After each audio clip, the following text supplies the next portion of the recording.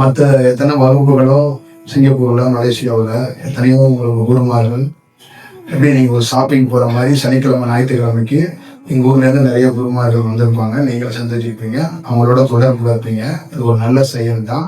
தியானம், இறைவன் வழிபாடு இதெல்லாம் வெவ்வேறு பணிகளில் இருக்கு, வெவ்வேறு வழிபாடுகள்ல இருக்கு. அது எல்லாத்தையும் ஒரே மாதிரி அணுகக்கூடாது. ஒரு தாயை எப்படி அணுகணும், ஒரு பாட்டி தாத்தாவை எப்படி அணுகணும், அண்ணன் தம்பி எப்படி அணுகணும் அப்படிங்கிறதெல்லாம் முறையா ஒரு பின்பற்றக்கூடிய சில செயல்களுக்கு தான் 6 அறிவுன்னு அறிவை கொடுத்தான். முறையற்று எப்படி வேணாலும் வாழலாங்கிறது விலங்கா போயிடும்.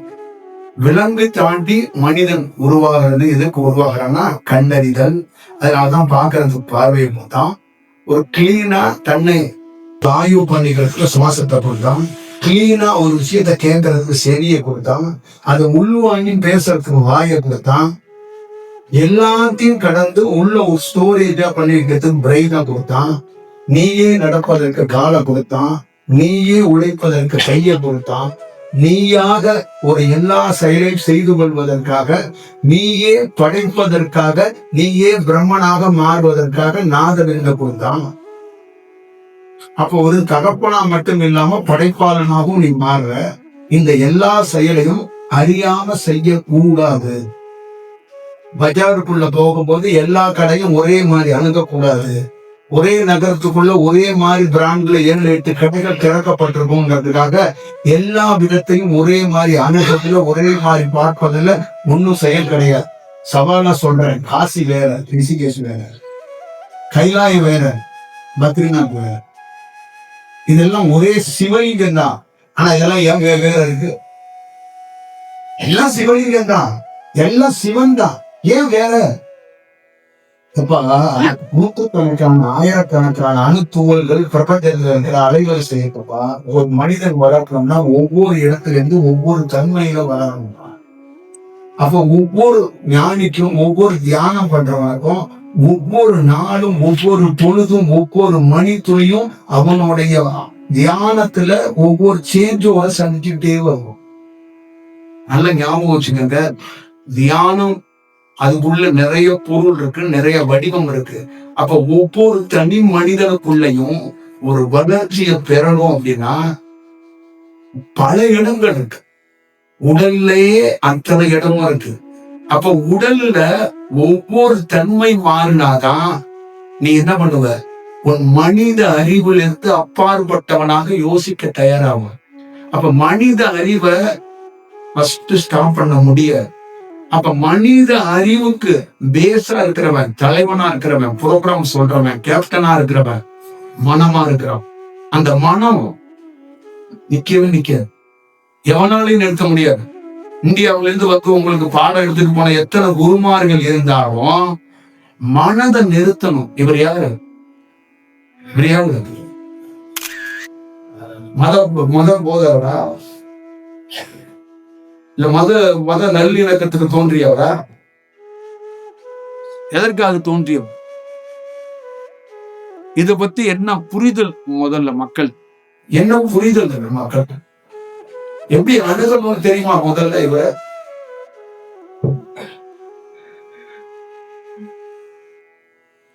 இவரு கைலாய மலையில உச்சியில இருக்கிறார். மலையில ஏற முடியுமா? ஏற முடியுமா? அப்ப அந்த உச்சியை பத்தி, உச்சிக்கு போனாதான் தெரியும். தியானங்கிறது தொப்புள் கொடியில இருக்கிறது, இல்ல முதுகு தண்டுவடத்துல இருக்கிறது, குண்டலினி சக்தி இருக்கிறது. இந்த உலகத்துல யார் வேணாலும் பேசிடலாம். தேவையை பேசுறதுக்கு தமிழ்நாட்டுல இருந்து ஆளு தேவையில்ல. உங்க வீட்டுல இருக்கிற சிறு குழந்தைய கூப்பிட்டு பாடம் கற்றுக் கொடுத்தா அந்த குழந்தையும் பேசுதான். ஆனா கீழே மானசோர் ஏரி மாதிரியே உன் இடுப்புக்கு கீழே ஒரு வேலை இருக்கு. மலை வாசல், சிறுநீர் வாசல், உன் இடுப்போட முதுகு தண்டுவடம். இந்த குடல் வாழ்வுகளை சொல்லக்கூடிய தொப்புள் கோடி. இந்த பகுதியில வேலை நடந்தா அது மானசோர் ஏரின்னு பேர்.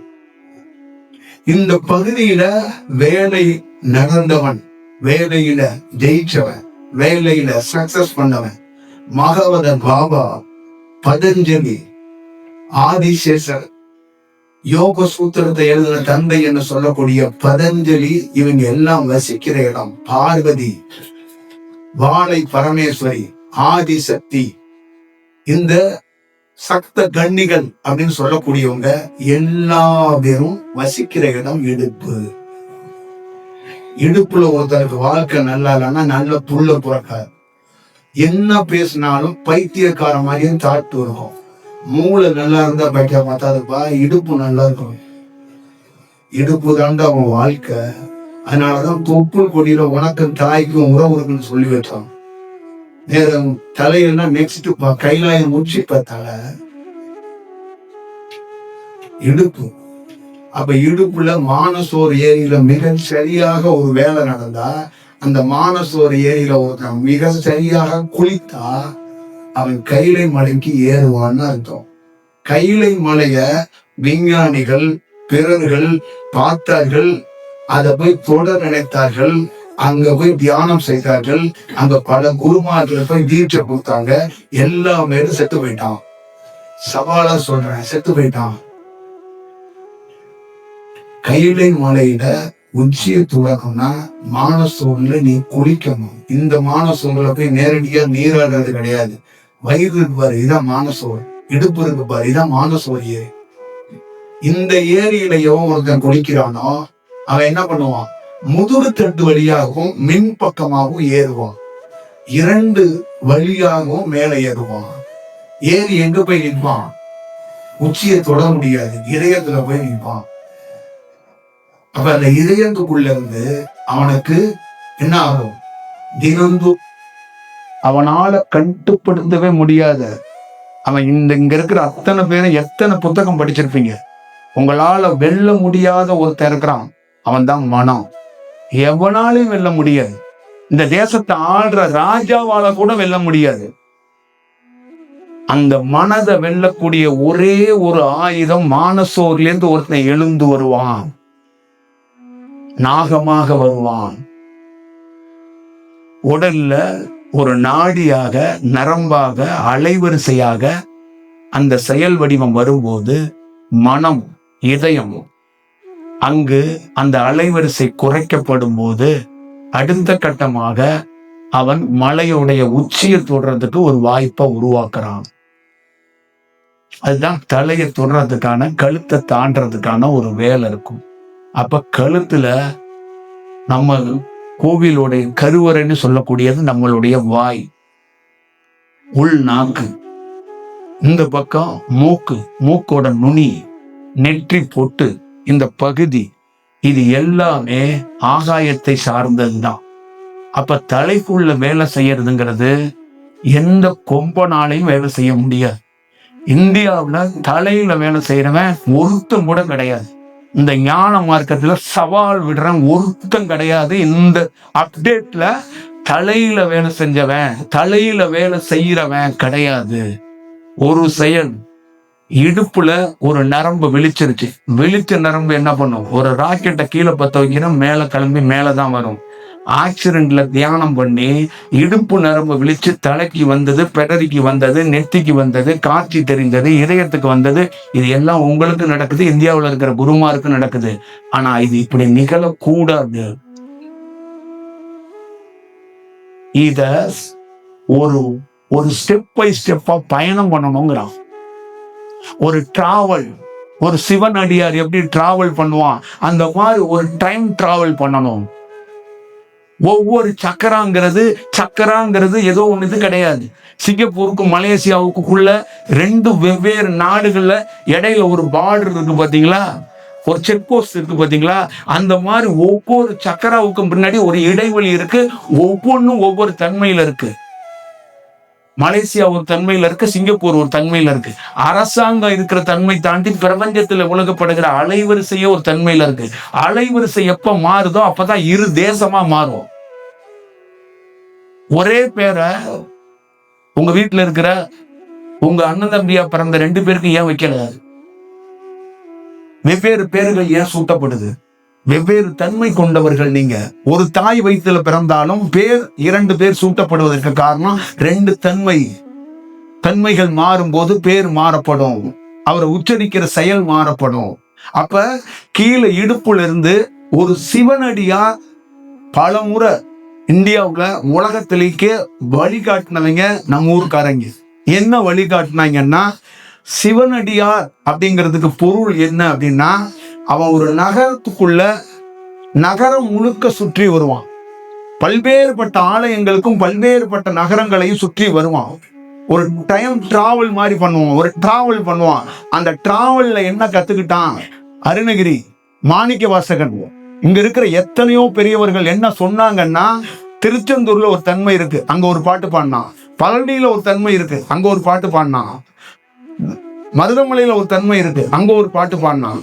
இதெல்லாம் முருகனையோ சிலையையோ பார்த்து இல்ல, அங்க இருக்கிற அலைவரிசையை பார்த்து அங்க பாடுனான், அங்க எழுதுனான், அங்க சொன்னான். அப்ப அதே மாதிரி உடல்ல இருந்து ஒரு டைம் டிராவல் மாதிரி ஒரு தியானத்துல ஒருத்தன் பண்ணி வரணும். ஒவ்வொரு சக்கராவிலையும் பல நாள் காத்து இருக்கணும், அதை முழுமை பெற வைக்கணும். அடுத்த சக்கராவுக்கு அதுவே கூட்டிட்டு செல்லும். அப்ப அந்த தியானம் என்பது மிக நுட்பமாக கன்னியாகுமரியிலிருந்து காசிக்கு ஒரு சன்னியாசி பயணிக்கிற மாதிரி இருக்கணும். இதான் தியானம். அந்த டிராவல் அப்படியே இயல்பாக யதார்த்தமாக ஒரு பிஞ்சு குழந்தைய 22 வயசு பையனை ஆக்கி கல்யாணம் பண்ணி கொடுக்குறோம் பார், அந்த மாதிரி தான் தியானம். பக்குவப்படுத்தி பதப்படுத்தி கையை பிடித்து ஒரு பத்திரமாட்டு தங்கம் போல ஒரு பெண் பிள்ளைய வளர்த்து இன்னொரு இடத்துல வாக்கப்படுறது கொடுக்குறா பாரு ஒரு தாயும் தகப்பனும், அதான்ப்பா தியானம். வர்றவங்க போறவங்கள்ட்ட சுண்டல் வாங்குற மாதிரி தீட்சை வாங்கி தியானம் பண்ண அது பேர் தியானம் கிடையாது. கன்னிகழியாம ஒரு பெண் கழுத்துல எவன் தாலி கட்டுறானோ அதான் உண்மையான திருமணம். திருமணத்துக்கு முன்னாடி ஒரு பெண்ணோ ஒரு ஆணோ தப்பு செஞ்சுட்டு மீண்டும் திருமணத்துல தாலி கட்டிக்கிறான் பார், அது திருமணம் இல்ல அப்படிங்கிறத இறைவனோ அந்த பிரபஞ்சமோ ஏற்றுக்கொள்வது இல்லை. மறைக்கப்பட்ட ரகசியம் அது. அதற்கான விளைவை அவர்களே சந்திப்பார்கள். அப்ப தியானத்துக்குள்ள தியானம் என்பது ஒரு டிராவல் இருக்கணும். யாருக்குமே இந்த ஸ்டெடி கவனித்தல் அது இல்ல. ஒரு டிராபிக்ல நிக்கிறீங்கல்ல, அந்த மாதிரி வாழ்க்கையில நிக்க கத்துக்கிட்டுங்க. மலிவா கிடைக்கும், தொடக்கூடாதுங்க. ஒரு பொருளை கிடைக்குங்கிறதுக்காக தொற்றக்கூடாது, பார்க்கணும். ஒரு நாள் அந்த பொருள் நம்மளை தேடி வருதா, நம்ம நகர்றமான்னு பார்க்கணும். திமிரு கிக்கு என்ன தெரியுங்களா, அப்படி உணர்ந்து ஒரு விஷயம் கிடைக்கும். தீட்சைங்கிறது உனக்கே தெரியாம நிகழ்றது. இங்க எவனும் எந்த சென்டர்லையும் தீட்சை வாங்கி ராமகிருஷ்ணன், விவேகானந்தன் ஆதி எவனும் உருவாகல. எவனுடைய வரலாறையும் காந்தி மகா பெரியவர்லேருந்து ஒருத்த வரலாறை எடுத்துட்டு வாங்க.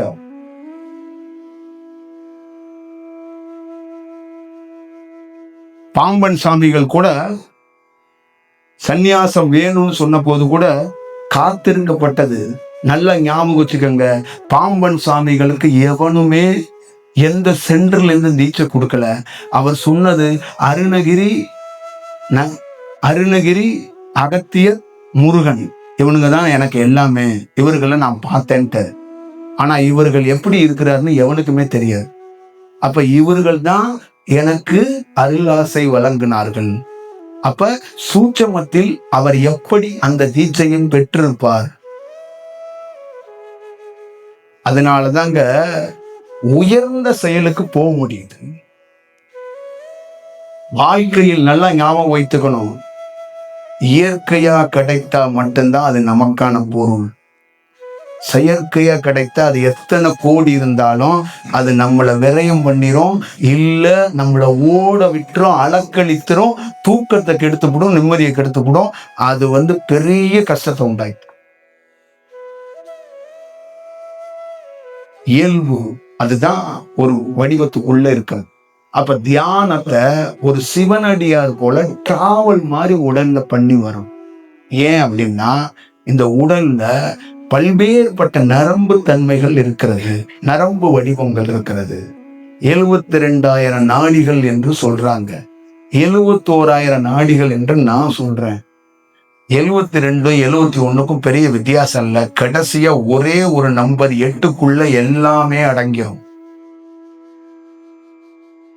இந்த முழு உடலை கேப்சர் பண்றது அவ்வளவு சாமானியமா பண்ண முடியாது. இந்த முழு உடலை உலகத்தை ஆய்வு பண்ணவன் இருக்கிறான், இந்த உடலை ஆய்வு பண்ணவன் கிடையாது. ஐன்ஸ்டீனாலே முடியல. எல்லாத்தையும் ஆராய்ச்சி பண்ண பெரிய விஞ்ஞானி தன்னுகிட்ட தோத்து போயிட்டான். உலகம் முழுக்க இருக்கிற விஞ்ஞானி நிலவுல போட்டோ எடுத்தவன் தன்னை போட்டோ எடுக்க தெரியல, உள்முகமா பார்க்க தெரியல. அமெரிக்காவுல ஆராய்ச்சியில முதல் இடத்துல இருக்கிறான், தன்னை உணர்றதுல கடைசி இடத்துல இருக்கிறான். இந்தியா நாடு தன்னை உணர்றதுல முதல் இடத்துல இருக்கு. ஆனா தன்னை உணர்ந்தவன் எவனோ நீங்க ரெகுலரா பாக்குற மாதிரி அவனை பார்க்கவோ அணுகவோ அவனை அந்த மாதிரி ஆக்சஸ் பண்ண முடியாது. அவன் உங்க வீட்டுல இருக்கிற கிரெடிட் கார்டு ஏடிஎம் கார்டு மாதிரி கிடையாது, அது வேற. அப்ப தியானம் என்பது பல நாட்கள் பல நரம்புகளோட பதப்படுத்தி அதை கரெக்டா எடுத்துட்டு போய் அதை ஒரு இடத்துல சேர்க்கிற வரைக்கும் மிக மிக மிக மிக மிக அவசியமான எக்ஸ்பீரியன்ஸையும் அது மிக கவனமாக உடலை எடுத்துட்டு வர்றதுக்கும் அவ்வளோ பெரிய வாய்ப்பை உருவாக்கி கொடுக்கும். அதனாலதான் ஒரு சில இடத்துல தியானத்துல நீ தேங்கி போயிடுவாய், சில சக்கரத்திலிருந்து தாண்ட முடியாம நின்றுவாய். அப்ப அந்த மாதிரி சூழல்ல தான் ரிஷிகேஷ் மாதிரி ஒரு இடத்துல ஒரு அலைவரிசை உழுவுது, ஒரு பெரியவர் உட்கார்ந்து தியானம் பண்ணி 3வது சக்கரத்திலிருந்து 4வது சக்கரம் போக முடியாம நின்று போனாரு. அப்ப அந்த இடத்துல உட்கார்ந்து தியானம் செய்து அவர் 4வது சக்கரத்தை கடந்தார். அப்ப 4வது சக்கரத்தை கடக்கிறதுக்குன்னு ஒரு இடம் இருக்கு, அது இடம் இல்ல, அங்க அந்த ரேடியேஷன் கிடைக்கும், சுவாசம் வசப்படும். அப்ப நீ அங்க போகணும் அப்படிங்கிறத கண்டறிஞ்சுதான் ரிஷிகேஷ் உருவானது. ரிஷிகேஷ் புனித தலம், புண்ணிய தலம், சிவனுடைய தலம்ங்கிறது கிடையாது. ஒருத்தன் உருவாகிறதுக்கு அவன் கண்டுபிடிச்ச இடம். உடல்ல ஒரு இடத்த கடக்க முடியாம இன்னொரு இடத்துக்கு போறதுக்கான வழிமுறையை கண்டறிந்த இடம் ரிஷிகேஷ். பத்ரிநாத் அதே மாதிரி உடல்ல ஒரு தேக்கம் ஏற்படும், தேக்கமே ஏற்படல, நீ அடுத்த கட்டத்துக்கு போகணும்னா அந்த இடத்துல இருந்து அடுத்த கட்டத்துக்கு போக வைப்பான். நீ எந்த கட்டத்துக்குமே இந்த மாதிரி இடத்துக்கே போகல, வீட்டிலேயே அமர்ந்து ஒரே குகையில அமர்ந்து ஒரே மரத்துல அமர்ந்து இந்த ரிஷிகேஷ் கைலாஷ் இதுக்குள்ள இருக்கிற அத்தனையும் அப்படியே சமாதி நிலையில் உன்னால் பெற்ற முடியும். ஆனா அதுக்கு சமாதி வேணும், சமாதி நிலையை அடையணும். பாலா போன மனத்தை வச்சுக்கிட்டு பேசதான் முடியும். தியானத்தை விடிய விடிய பேசினால விடிஞ்சதுக்கு அப்புறம் தியானம் இன்னொரு கேள்வியை எழுப்பும், எவனாலையும் கண்டுபிடிக்க முடியாது. எந்த கும்பாதி கும்பம் வந்தாலும் தியானத்துக்கு விளக்கம் கொடுத்தானா நாளைக்கு காலையில இன்னொரு கொஸ்டின் எழுந்துரும். சந்தேகம் கேட்கிறவன் இருந்துகிட்டே இருப்பான். நீ போய் ஏதாவது உன்னை படிச்சுட்டு திருப்பி அவன்கிட்ட சொல்லிட்டு நீங்க தொடர்ந்து பயிற்சியை பண்ணுங்க, தொடர்ந்து விளக்கையே பாருங்க, தொடர்ந்து பூர்வ மத்தியே பாருங்க, தொடர்ந்து கவனிங்க, தொடர்ந்து கவனிங்க, தொடர்ந்து கவனிங்க அப்படிங்கிறது ஒண்ணு இருக்கும். இதற்கான பொருள் என்னன்னா, கவனித்தல்ங்கிறதெல்லாம் கடந்து இது ஒரு பெரிய ஆய்வு, பெரிய வடிவம். என்னைக்காவது விமானத்துல பயணிச்சிருக்கீங்களே, அது ஒரு ரூட்டு, அதுல ஒரு ட்ராக் மாதிரி ஒரு ரூட்ல இங்க இருந்து அங்க சிக்னல், இதுலதான் இந்த ரூட்ல தான் போகணும் அப்படிங்கிறத அந்த ரூட்டை நீங்க பார்த்திருக்கீங்களா? அந்த மாதிரிதான் தியானத்துக்குள்ள. தியானத்துல கொஞ்சம் ரூட்டு மாறிடுச்சுன்னா உன் தியானம் சூப்பரு, உனக்கு நல்ல அலைவரிசை இருக்கும், கனவு வரும், காட்சி வரும், ஒளி வரும், எல்லாம் வரும், குருநாதா அப்படின்னு சொல்லி அழுவ, ஃபீல் பண்ணுவ. ஆனா கொஞ்சம் ரூட்டு மாறிடுச்சுன்னா அது பயன் அல்ல, நீ சேர முடியாது, சேர்ற இடத்துல சேர முடியாது. சேர்ற இடத்துல சேர்ந்தாதான் அந்த இடத்த உணர முடியும். அப்ப ஒவ்வொரு உடல்ல இருக்கிற ஒவ்வொரு பாகமும் ரொம்ப முக்கியம், உடல்ல இருக்கிற ஒவ்வொரு நரம்பும் ரொம்ப முக்கியம். ஒரு நரம்பு மிஸ் ஆனா கூட உன்னால ஞானத்தை இல்லை, இந்த ஒட்டுமொத்தமான நீ சேகரிச்சு வச்சிருக்கிறப்ப அதை மொத்தமா பயன்படுத்த முடியாது. அதனாலதான் ஒரு ஞானி சொல்றான், நீ கவனம் நிதானத்தோட தனிமையில காத்துரு. ரொம்ப நிதானமா செயல்படு தியானத்தை. மற்ற விஷயத்தை எல்லாத்தையும் பரபரப்பா செயல்படு. இது பரபரப்புக்கான வேலை கிடையாது. இது சொல்லி வச்சு அடிக்க முடியாது. இதுல எல்லாம் ஜெயிக்கலாம் முடியாது. இதுல வெற்றி தோல்வி கிடையாது. இது சவால் விட்டு பிசினஸ் மாதிரி நான் சாதிச்சு காட்டுறேங்கிறது கிடையாது. தமிழ்நாட்டுல இந்தியாவுல எத்தனையோ யோகா தியானம் வேற யோகா வேற மூச்சு பயிற்சியை பண்ணிக்கிட்டு ஒரு ரிலாக்ஸேஷனுக்காக பல பேர் இருந்து அவங்களால அந்த உடலை கொஞ்சம் நல்ல தன்மைக்கு வச்சுக்கொள்ள முடிஞ்சிச்சு, எண்ணத்தை கொஞ்சம் குறைக்க முடிஞ்சிச்சு, வேற எதுவும் சாதிக்க முடியல. தியானம் பண்ணிக்கிட்டு இருக்கிற தமிழ்நாட்டுல இந்தியாவுல உலகம் முழுக்க இருக்கிற நிறைய பேரால கொஞ்சம் கொஞ்சம் ஆற்றலோ அலைவரிசையோ ஏதோ ஒரு புருவ மத்தியில ஒரு காட்சியை தான் பார்க்க முடிஞ்சிச்சு. உங்களுடைய நெக்ஸ்ட் லைன் என்ன? ஒருத்தனுக்கு ஏதாவது ஒண்ணு புலப்பட்டுச்சுன்னா அவன் வேற மாதிரி மாறிடுவாங்க. அவன்லாம் சுத்த மாட்டாங்க. விசிட்டிங் கார்டு எடுத்துட்டு குருநாதர் வந்துட்டாருன்னு ஓடலாம் மாட்டாங்க. அவன் உடல்லே தெரிஞ்சிடும் அந்த மாற்றம். அந்த அமைதிங்கிறது அவனுக்குள்ள அந்த மௌனம் நிகழும். அந்த மௌனம் வந்துடும். தியானத்துடைய தலைவனே மௌனம் தான். முதல்ல ஒரு குருங்கிறவன் எவன் அப்படின்னா அந்த மௌனத்தை கற்றுக் கொடுக்கிறவன் தான் ஒரு குரு. மௌனம் வந்தாதான் தேடுதல் குறை நிற்கும். தேடுதல் நிக்கிறது எதுக்கு தெரியுங்களா? உனக்கு ஒண்ணு உள்ள கொடுத்துச்சுல்ல, அதை மட்டும்தான் நீ தேடணும். வெளியில ஏன் தேடுற? நாய் தியானம் கொடுத்தாலும் பேய் தியானம் கொடுத்தாலும் எவனோ ஒருத்தன் தியானம் கொடுத்தான்ல, அதை தேடாம நீ ஏன் பல குருமாரை தேடிக்கிட்டு இருக்க? உனக்கு என்ன பிரச்சனை? நான் என்ன கட்சி கிச்சி நடத்துறேன்னா? பல குருமாரை தேட வேண்டிய என்ன அவசியம் இருக்கு? அப்ப வேக வேகமா போறேன், இது என்ன டூரிஸ்ட் விசாவா? வேக வேகமா எங்க போவ? இல்ல அப்படியே வேக வேகமா நீ இந்த உடல்ல இருக்கிற பெரிய மாற்றத்தை பார்த்து என்ன பண்ணிடுவ? நீ மாந்திரிகம் பண்ணுவ, இல்ல சித்து பண்ணுவ, இல்ல அன்னதானங்கிற பேர்ல ஒரு 5000 பேருக்கு சோறு போடுறம்ப, இல்ல 2 ஏக்கரை பண்ணி வச்சுட்டு 2 குருமார்கள் புகைப்படத்தை வச்சுக்கிட்டு ஏதாவது ஒரு வேலையை பார்ப்ப. வேற என்ன பண்ணிட போற? இந்த உலகத்துல பெரிய ஆராய்ச்சிங்கிறான் தியானங்கிற. அண்ட சராசரத்தை அறியணுங்கிறான். பிறப்பு இறப்பு அறியணுங்கிறான். சுவாசத்துக்குள்ளே பல்வேறுபட்ட பிரிவுகள் இருக்கு, பல்வேறுபட்ட வடிவங்கள் இருக்கு.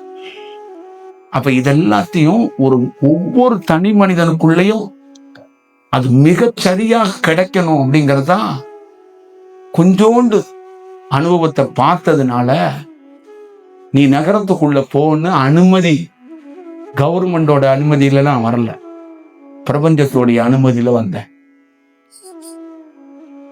காசு இருக்கு, பான்சர் இருக்கிறாங்க, கேட்கறதுக்கு 2 காது இருக்குங்கிறதுக்காக வந்து மைக்க போட்டுட்டு பேசுறவன் நான் இல்லை. அனுமதி.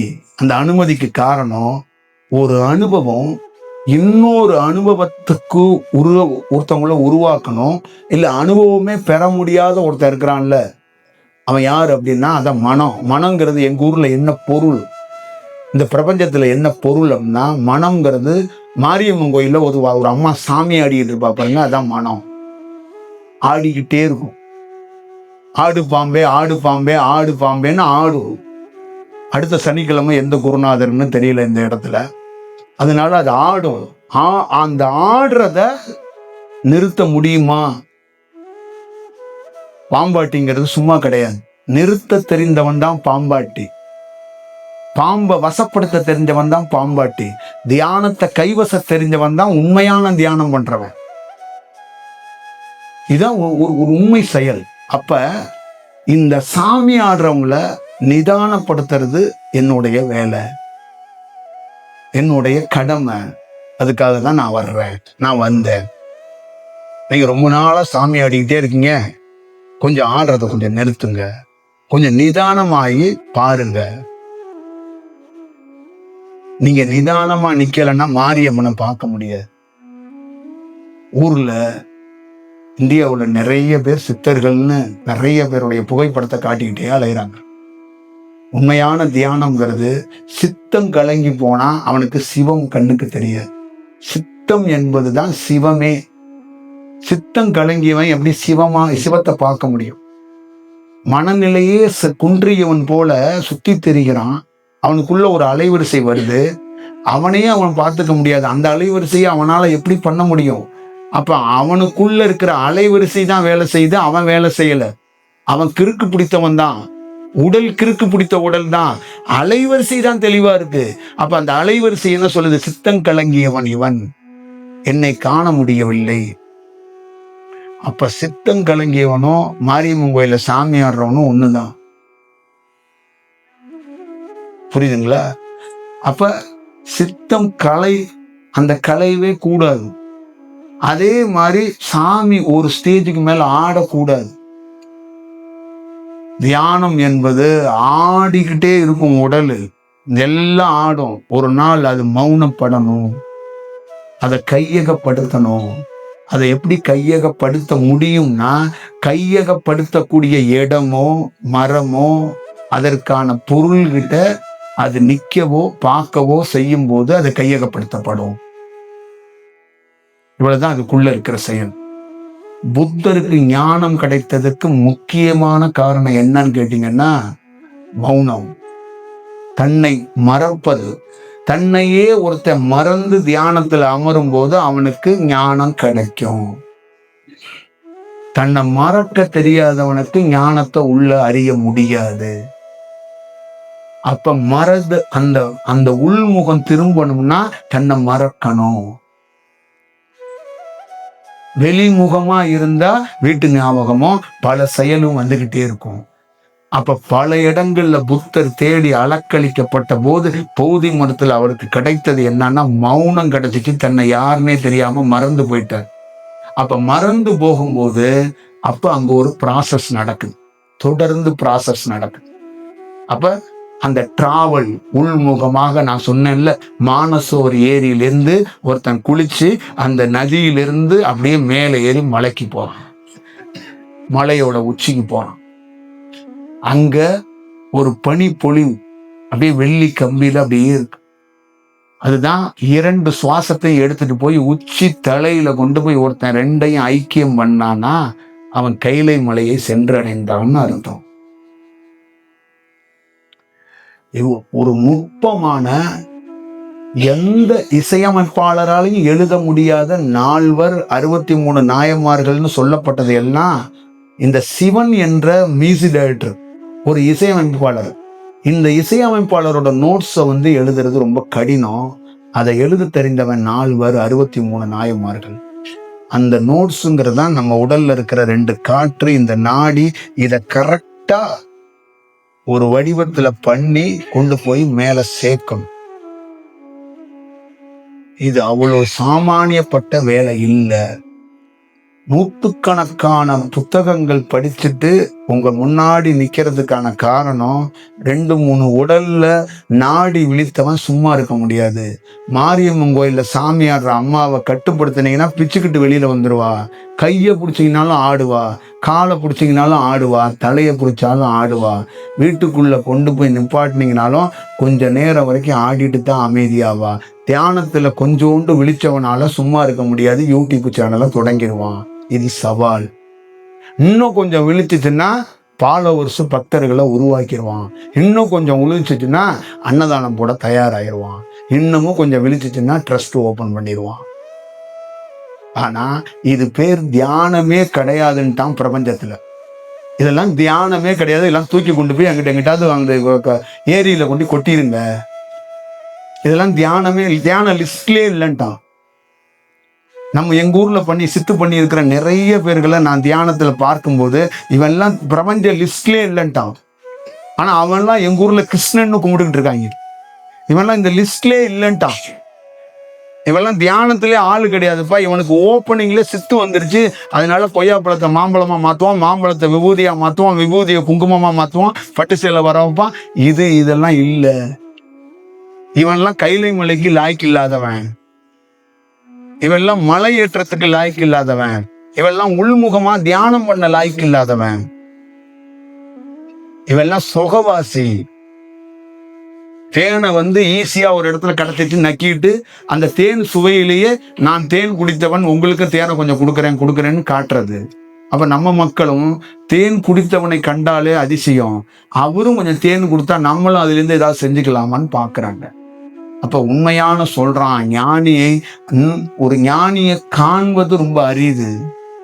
ஏன்னா தியானம் என்பது ஒரு கற்பனை பெண் அல்ல, 1 கோடி கற்பனை பெண்கள் ஒரே நேரத்தில் குழந்தை பிறப்பது தான் தியானம்.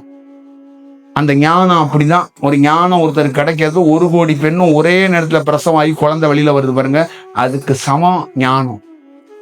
அவளை எளிதாக ஞானம்லாம் அடைஞ்சிட முடியாது. புளியை கரைச்சு கொஞ்ச நாளைக்கு ஊற வச்சு குழம்புல ஊத்துறது தியானம் கிடையாது, ஞானமும் கிடையாது. நீங்க எத்தனை ஆண்டுகள் வேணாலும் தியானம் பண்ணுங்க, அதுக்குள்ளேருந்து கிடைக்கிறது ஒரு அலைவரிசையோ ஒரு சக்தியோ கிடைக்கலாம். ஆனா அது ஞானமா? ஞானம்ங்கிறது என்னன்னா ஒரு பெரிய மௌனம் உங்களை ஆட்சி செய்யுங்க. எல்லாத்தையும் தூக்கி எறிஞ்சிருவீங்க. எந்த பொருள் உங்க கையில கொடுத்தாலும் தூக்கி எறிஞ்சிருவீங்க. உங்களை எவனாலையும் விலை கொடுத்து வாங்க முடியாது. அதான் ஞானம். எந்த பொருள் பின்னாலும் போக மாட்டீங்க. பிறந்த மேனியோடு தேவதையாக ஒரு பொம்பளை நின்னா கூட அவளை கிராஸ் பண்ணி போய்கிட்டே இருப்பீங்க. இது என்னன்னா, இந்த உடல் மாறிடுச்சுன்னா அது ரசிக்காது. அது ஒரு கல்லு மாதிரி பார்த்துக்கிட்டு போயிட்டே இருக்கும். அது பெரிய முக்கியத்துவம்லாம் கொடுக்காது. அப்போ ஒவ்வொரு தனி மனிதனுக்குள்ளையும் உள்ள ஒவ்வொரு நரம்புக்குள்ளையும் ஒவ்வொரு தன்மையில வேலை செய்யுது. அந்த நரம்பு மண்டலங்கள் எல்லாம் மாறினாதான் நீ இயற்கையாகவே மாற முடியும். இந்த பிரபஞ்சத்தையோ உள்முகமாக உன்னை பார்க்கறதுக்கு ஒரு வாய்ப்பு உருவாகும். நீ உள்முகமா அவ்வளவு சாமானியமா பார்த்துட முடியாது. அதுக்கு பார்க்கறதுக்கு நான் என்ன சொல்றேன்னா, நீ எந்த குருமாத்த வேணாலும் நின்னுக்க, கொடுத்தத பெற்றத அதை வச்சுக்கிட்டு தேடு. ஒருவேளை அவர் கொடுத்தவர் அந்த கொடுத்த தியானம் சரியில்லைன்னா, நீ மிகச்சரியான ஆளுன்னா உன்னுடைய உண்மைத்தன்மைக்காக உன்னை வழி நடத்த ஒருத்தன் வருவான். ஆனா குரு நல்லா இருக்கணும், குரு உண்மையா இருக்கணுங்கிறது முக்கியம் இல்ல, நீ உண்மையா இருக்கணும். தியானம் பண்ற ஒவ்வொரு தனி மனிதனும் எவன் உண்மையிலேயே ஞானத்தையோ தன்னுடைய வாழ்க்கைக்கோ பயணத்துல வெற்றியோ ஏதோ ஒரு செயலை செய்யணும்னு நினைக்கிறான்னா அவன் தானங்க நிஜமா இருக்கணும். அப்ப அவனுடைய நிஜம் எதுனா அந்த தேடுதலும் அந்த வாங்குதலும் அவர்கிட்ட போய் நிக்கிறதுலயாவது உண்மையா இருக்கணும். அப்ப எவ்வளவு பெரிய தீய செயல்ல இருந்தாலும் காப்பாற்றப்படுவார்கள். மரணத்தோட விளிம்புல இருந்தாலும் அவர்கள் நிச்சயமாக காப்பாற்றப்படுவார்கள். அப்ப ஏதோ ஒரு வடிவத்துல ஒவ்வொரு மக்கள்கிட்டையும் அவங்கள அமைதிப்படுத்தி நிதானப்படுத்தி ஏதோ ஒரு நல்ல பாதையை காட்டணும். ஒரு வெளிச்சத்தை அவங்களுக்குள்ள ஒரு ஸ்ட்ராங்கான ஒரு பவுண்டேஷனை உருவாக்கி இப்படி ஒரு நிதானமா போங்க அப்படிங்கிறத ஏற்படுத்தணுங்கிறதுக்காக தான் நான் நிறைய வகுப்புகளை தமிழ்நாட்டில் பண்ணோம். அடுத்தது மலேசியாவில் நம்ம தொடங்குறோம். இதுக்குள்ள வேற எந்த திட்டம், எந்த விஷயம், அமைப்பு, சங்கம், மடம் எதுவும் கிடையாது நமக்கு. ஆமா, ஒரு வழிபோக்கன் தான் நம்ம. திருவண்ணாமலையில நம்ம ஒரு ஒரு ஒரு ஒரு ஒரு ஒரு பயணம் நடக்குது. அது கூட என்னுடைய மாணவர்கள் சார்பாக என் மாணவர்களே சேர்ந்து ஒரு நாளைக்கு ஒரு 600-700 பேர் தினந்தோறும் ஏழைகள் சாப்பிட்றதுக்கு ஒரு வழிகள் நடக்கப்படுது. அது எப்படி ப்ரொஃபஷனலா சும்மா சாதாரணமெல்லாம் கிடையாது. நல்ல எவன் நுட்பமா சமைப்பானோ அவனை கூட்டிட்டு வந்தோம். சமைப்பதிலே ரொம்ப நுட்பமா ஒரு ஹோட்டல் ஒரு தேடி கண்டுபிடிப்பீங்கல்ல, உங்க கல்யாணத்துக்கு ஒரு நல்ல கேட்டரிங்கை தேடி கண்டுபிடிப்பீங்கல்ல, அந்த மாதிரி அன்னதானத்திலே எவன் பழனியில திருப்பதி கோவில்ல கூட அந்த மாதிரி ஒரு ஒரு சமையல் ஒருத்தர் சமைக்கிறாரான்னு தெரியாது. நம்மளோட கிச்சன்ல அப்படித்தான் இருக்கிறார் ஒருத்தர். அவருக்கு என்ன ஒரு காசு கேட்டாலும் கொடுத்துருங்கப்பா, மாணவர்கள் நீங்களே கொடுத்துருங்கப்பா, ஆனா சாப்பாடு வேற மாதிரி ஒரு விஷயமா இருக்கணும் அப்படின்னு அந்த மாதிரி ஒருத்தர் அமைச்சு கொடுத்தோம். அதே மாதிரி ஒரு 10-11 மெனு என்ன சாப்பாடு அன்னதானமா கொடுக்குறோம் அப்படிங்கிறதுல ஒரு டேபிள் ஒரு இதுல எழுதி போடுறோம். டெய்லியும் ரிப்பீட்டடா ஒண்ணு கூட இருக்கக்கூடாது. அன்னதானம் எவனோ பருப்பு கொடுப்பான், பொங்கி போடுறது, சோறை பொங்கி போடுறது, தக்காளியை கொடுப்பான், கத்திரிக்காய் கொடுப்பான், இந்த இதெல்லாம் இருக்கவே கூடாது. காய்கறிகள் அதிகமா வருதா, மக்கள்கிட்ட அள்ளி கொடுத்துரு. தினந்தோறும் அந்த என்ன நல்ல காய் விளையுதோ அதுதான் அடுப்புக்கு போகணும். மிக சரியாக கிடைக்கப்படணும். ஏதாவது ஏனோ தானம் பண்ணக்கூடாது. ஏன்னா என் சிறு வயதிலிருந்து தியானத்துக்கு நான் வந்ததுலேருந்து இலவசமாக கிடைக்கிற பொருள் எதுவுமே சரியா இருக்காது, குவாலிட்டியா இருக்காது, தரமா இருக்காது. அதனாலதான் எல்லா குருமார்களுமே ஏதோ ஒரு பீஸ் வாங்குறாங்க, அது குரு தட்சணை அப்படின்பாங்க. இந்த உலகத்திலே இந்த பிரபஞ்சமே ஒண்ணுமே இல்லாம தோன்றுனதுதான். இந்த பிரபஞ்சமே இலவசம்தான். அதோடைய ஒரிஜினல்ல இருந்து ஒருத்தன் வளர்ந்தானா அங்க இலவசங்கிறதுக்கு எவ்வளவு பெரிய இலவசம்னா என்ன அப்படின்னு அறியாதவனுக்கு தான் அது தெரியாது. அப்ப ஒரு உணவை எப்படி கொடுக்கணும், ஒரு தியான வடிவத்துல கொடுக்கணும் அப்படிதான் திருவண்ணாமலையில அந்த உணவு கொடுக்கறதுக்கான ஒரு வாய்ப்பை உருவாக்கி, அதுல நம்ம கிட்ட தியானம் கத்துக்கிட்ட யாருக்கும் பீஸ் எதுவும் கிடையாதுனால உன்னால முடிஞ்சத சாப்பாடை நீயே களத்துல இருந்து பணி செய். அதுக்காக நீ வாளியை தூக்கிட்டு சாம்பார் ஊத்தாத, பொங்கல் போடாத. ப்ரொஃபஷனலா அதுக்கு எவன் வேலை செய்வானோ அவன் செய்வான். நீ அது பாட்டுல நடக்கும். அதுக்கு தேவையான விஷயத்த வெளியில இருந்து ஒரு பார்வையாளனா செஞ்சு கொடு அப்படின்னும். அங்க சாப்பிட்றது அத்தனை பேரும் பசி அறிந்த ஏழைகள் சாப்பிட்றாங்க. அப்ப 100 பேருக்கு சோறு போடுறது, 500 பேருக்கு சோறு போடுறது, பெரிய ஆர்கனைசர்ல உலகம் முழுக்க காசு வாங்கிட்டு இருந்து ஒரு பெரிய அதிசயம் பண்றதெல்லாம் முக்கியம் இல்ல. ஒருவேளை சோறு போட்டாலும் அது அறுசுவையா இருக்கணும். அது மறக்க முடியாததா இருக்கணும். என்னடா இது அப்படின்னு இருக்கணும். சும்மாலாம் கிடையாது. திருப்பதியில சவால் விடுறேன், திருப்பதியில இருக்கிற முதலமைச்சர் சோறு போட முடியாது. பழனி அந்த தேவஸ்தானத்தால போட முடியாது. திருவண்ணாமலையில பிற ஆசிரமம், பெரிய ஆசிரமம் 300-400 கோடி ரூபாய் காசு வச்சிருக்க ஆசிரமத்தால பண்ண முடியாத ஒரு வழிபோக்கன் பார்த்து நிதானிச்சு பண்ணி கொடுத்துட்டேன். காரணம் அது பிரபஞ்சம். ஒரு உண்மையா தியானம் பண்ணவன் கைய வச்சானா ஒரு பொருளை, அந்த பொருளை எப்படி உருவாக்கணும், அந்த பொருள்ல தரம் இருக்கணும். தரம் இல்லாத பொருளை தரமா உருவாக்குறது தான் தியானம். அப்ப தரத்தோட தான் ஒரு பொருள் மார்க்கெட்டுக்கு வரணும். தரம் இல்லாம ஒரு பொருள் வரக்கூடாது. அதான் மனிதனா இருக்கிற ஆணும் சரி பெண்ணும் சரி. அப்ப தியானத்துக்குள்ளேருந்து தனக்குள்ள ஒரு நல்ல தன்மையும் நல்ல உயர்ந்த செயலும் கிடைச்சிருச்சுன்னா நீங்க உங்களுக்குள்ளேயே வேற ஒரு பரிணாமத்தை நீங்க அடைஞ்சிருவீங்க அப்படிங்கிறது தான் இதுக்குள்ள இருக்கிற உண்மை செயல்.